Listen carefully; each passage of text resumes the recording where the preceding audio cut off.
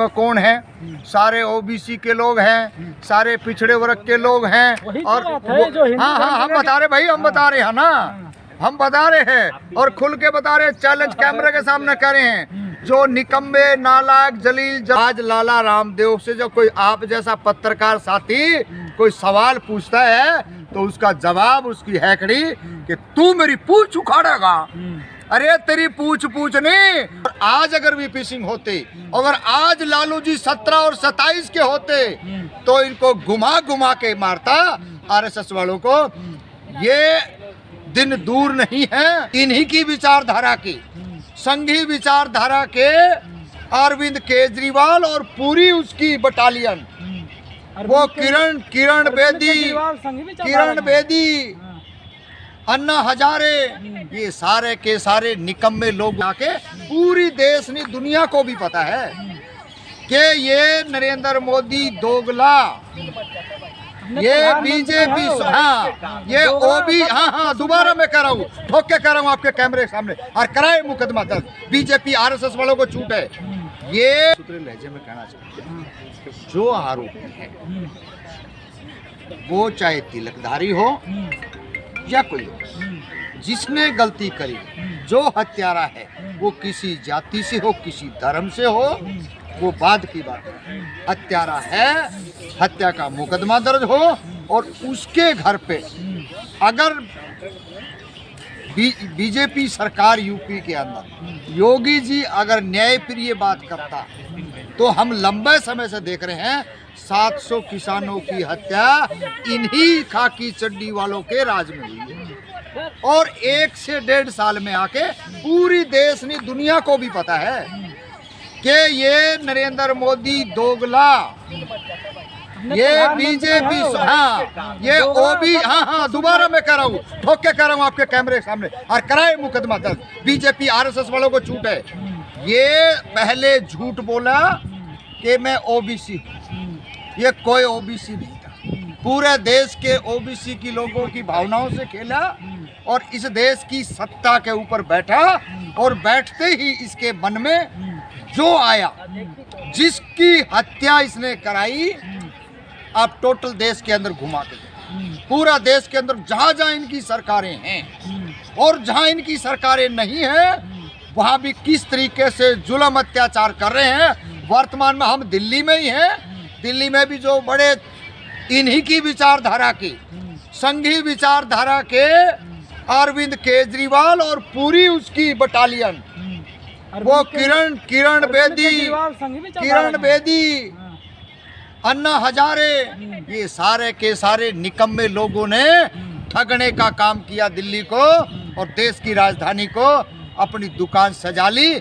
आज ये भी इनके भी पीछे नरेंद्र मोदी पड़ गया क्योंकि वो बड़े आरएसएस विचारधारा के, ये छोटे आरएसएस विचारधारा के, लेकिन दोनों एक ही पंथ के निकले हुए हैं।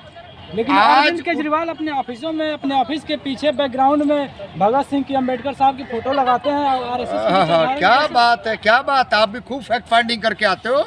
मतलब ऑफिस देख क्या कहीं अंदर तो नहीं गए हो, दूसरे घर वाले कमरे में मत जाइए। वहाँ पे जब वो दिल्ली में रहता है बाबा साहब अंबेडकर को याद करता है, पंजाब में जाता है भगत सिंह को याद करता है, और जब उधर चुनाव लड़ने जाता है तो हनुमान याद आ जाता है। अरे अरविंद केजरीवाल 90 नहीं भूला है ओबीसी समाज। आप ही थे जब उधर वीपी सिंह ने मंडल आयोग की रिपोर्ट को लागू करने का काम किया और आपने कॉलेजों के अंदर छात्रों को मरवाने का काम किया था। मैं तो धन्यवाद करता हूं उस वीपी सिंह का, जिन्होंने सीना चौड़ा करके इन दबे कुचलों को शिक्षा में और नौकरियों में कम समय में 2 जगह खड़ा होने का, बोलने का और पढ़ने का अधिकार तो कम से कम दिया।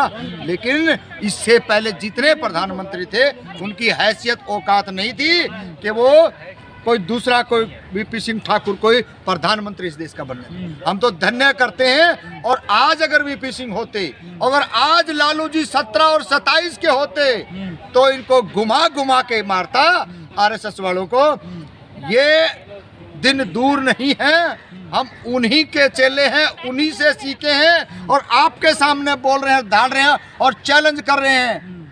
24 में इनकी दाल गलने नहीं देंगे। इनकी जो काठ वाली हंडिया थी और पतीली थी, 2 बारी चढ़ ली, दोनों बारी टूट ली है। लेकिन जहाँ तक बात है 24 की, तो वहाँ तक रामदेव बाबा बोलते हैं कि 24 में कांग्रेस को हमेशा के लिए मुक्ति मिल जाएगी और बीजेपी तीसरी बार आ रही है। किस रामदेव की मानते हो? वो रामदेव जो इस रामलीला मैदान से पूरी देश दुनिया के लोगों ने सूट पहन के भागता हुआ देखा। योग गुरु है वो। अरे काय का योग है, लुटेरा गुरु है, लूटने का। योग के नाम से अपनी बढ़िया दुकान अगर इस देश में किसी ने सजाई तो वो बाबा रामदेव ने, लाला रामदेव ने सजाई है। और आज लाला रामदेव से जो कोई आप जैसा पत्रकार साथी कोई सवाल पूछता है तो उसका जवाब उसकी हैकड़ी कि तू मेरी पूंछ उखाड़ेगा। अरे तेरी पूछ नहीं, आने दे सत्ता, बदलने दे सत्ता, और यही रामलीला मैदान होगा। और तेरे को देखियो कैसे भगा घुमा मारने का काम अरे यही करे। लाला नहीं है, योग गुरु है रामदेव, गलत बोल रहे हैं आप। लाला नहीं है, लाला है। लाला, वो लाला कैसे बना? वो पूरी की पूरी पॉलिसी थी और लंबे समय से साजिश थी। इस देश के जितने आरएसएस विचारधारा के काम थे, काम करने वाले लोग थे, संघी थे, वो डोर टू डोर लोगों को जगाने का काम किया। अगर वही काम सत्ता में उस टाइम बैठी सरकार अगर करती तो आज ना तो इनका ये बुरा हाल होता और ना हमारा होता। आज ये जो हत्याएं पूरे देश में हो रही हैं, तमाम ये एक ही कारण है कि हम कहीं ना कहीं उनके प्रलोभन में फंस गए, 15 लाख में फंस गए, उनके 2 करोड़ नौकरियों में फंसे और तमाम तरीके के जो झूठे जुमले थे उन जुमलों में आकर के इस देश का बेड़ा गर्क आरएसएस ने और बीजेपी ने और जितने जो धर्म करनी सेना, हिंदू सेना, बजरंग सेना और जितनी सेनाएं हैं, इनमें कौन है? सारे ओबीसी के लोग हैं, सारे पिछड़े वर्ग के लोग हैं। और हाँ, हम बता रहे भाई, हम बता रहे हैं ना, हम बता रहे हैं और खुल के बता रहे हैं, चैलेंज कैमरे के सामने कर रहे हैं। जो निकम्बे, नालायक, जलील, जल्लाद लोग जो हैं, जो लखटकिया 2 लाख के 5 लाख के जो जातीय संगठन जो बना रखे हैं, जो सरकारों से चंदा लेते हैं, वो वोट बेचने का काम करते हैं। उन्होंने बढ़िया तरीके से बीजेपी से पैसे लेके वोट बेचे और आज उनके बेटों की, बच्चाओं की हत्या होती है। मैं दावे के साथ कहता हूँ 5 लोग, 7 लोग, 10 लोग ओबीसी के अति पिछड़े हो या दूसरे हो, 10 लोग से ज्यादा कोई हत्या कर दे, उनकी हत्या पे बैठने वाला, उनका रोने वाला नहीं। क्यों नहीं है? क्योंकि आपने चाचा से 10 लाख रुपए ले रखे हैं। किसके नाम से? कन्यादान के नाम से बेटियों के। किसके नाम से? धर्मशाला के नाम से।